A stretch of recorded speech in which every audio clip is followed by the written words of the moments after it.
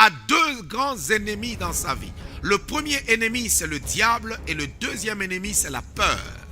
La Bible dit plus de 365 fois « n'aie pas peur ». Plus de 365 fois. Donc chaque jour de ta vie, tu dois faire toujours face à la peur.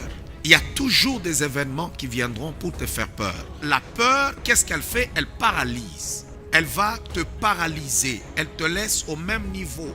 Il y a des gens qui n'avancent pas parce que Dieu ne les a pas bénis, pas parce que le Seigneur ne les a pas délivrés, parce que tout simplement, ils ont peur. Et j'ai besoin de dire à la vie de somebody, arrête d'avoir peur au nom de Jésus-Christ de Nazareth. Si tu ne bannis pas la peur, tu n'avanceras pas. Il y a des gens incapables aujourd'hui de se marier. Incapables. Simplement pourquoi? Parce qu'ils ont peur. Ils se disent, qu'est-ce que je veux faire? Comment je veux faire? Je veux nourrir ma femme comment? Comment je veux nourrir mes enfants? À partir de ce matin, arrête d'avoir peur au nom de Jésus-Christ de Nazareth. La peur peut paralyser, peut empêcher une personne d'aller, d'avancer. Des fois, tu n'avances pas dans la vie, tu penses que c'est le diable qui te retient, mais c'est tout simplement la peur. J'ai besoin d'abord de te dire une chose, n'aie pas peur, ne tremble pas, ne rougis pas, ne promène pas un regard inquiet. Comme la parole de Dieu le déclare, parce que ton Dieu ne t'abandonnera jamais. Il y a toujours des circonstances de la vie qui vous feront peur, qui vous feront trembler. Chacun de nous rencontre les défis de la vie de sa manière. Il y a des gens qui ont peur de se retrouver dehors. Là où tu es, tu as peur demain de manquer un toit. Il y en a d'autres qui ont peur de déclarer faillite.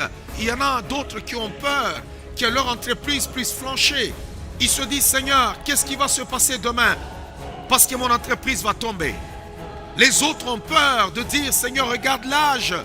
Quand ils regardent l'horloge de leur vie, ils se disent, oh Yahweh, assiste-moi, regarde-moi maintenant. Malgré mon âge, je n'ai rien réalisé, je n'ai pas accompli. Alors la peur te prend. Lorsque la peur nous prend, la peur nous pousse à prendre des mauvaises décisions. Puisqu'on n'est plus lucide, on commence à diriger notre vie par rapport à la peur. On ne dirige pas notre vie par rapport à la foi. Nous devons avoir la foi que notre Dieu nous sortira dans n'importe quelle situation. Hier, tu as échoué un mariage, tu as échoué tes fiançailles, tu as échoué ton entreprise, tu as échoué même dans le ministère, tu as échoué dans ceci. Alors tu as peur de te réengager. Tu as trop peur. Tu te dis, bon, j'avais donné le meilleur de moi-même, mais ça n'a pas marché. Qu'est-ce qui me prouve que demain, cette entreprise marchera? Qu'est-ce qui me prouve demain que cette relation marchera? Qu'est-ce qui me prouve demain que cette église marchera? Qu'est-ce qui me prouve demain que cette histoire marchera? Laisse-moi te dire, même Dieu, son plan n'a pas marché au premier coup. Il a créé l'homme, il l'a placé dans le jardin d'Éden et ça a échoué lamentablement. Ça a échoué, mais il n'a pas abandonné. Il a fait un plan de la rédemption. La première des choses qu'il faut d'abord faire lorsque la peur arrive, c'est de chercher la présence de Dieu. La deuxième des choses, activer l'adoration. Pourquoi? L'adoration, c'est dire à Dieu ce qu'il est. Josaphat a oublié son problème. Il a d'abord commencé à présenter à Dieu que tu es le Dieu tout-puissant. Rien ne peut te résister. L'adoration, c'est avoir les yeux sur Dieu.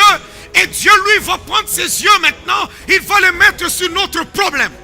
Laisse-moi te parler comme oracle de l'Éternel. Je te parle avec un mandat céleste que Dieu n'abandonne jamais ses enfants.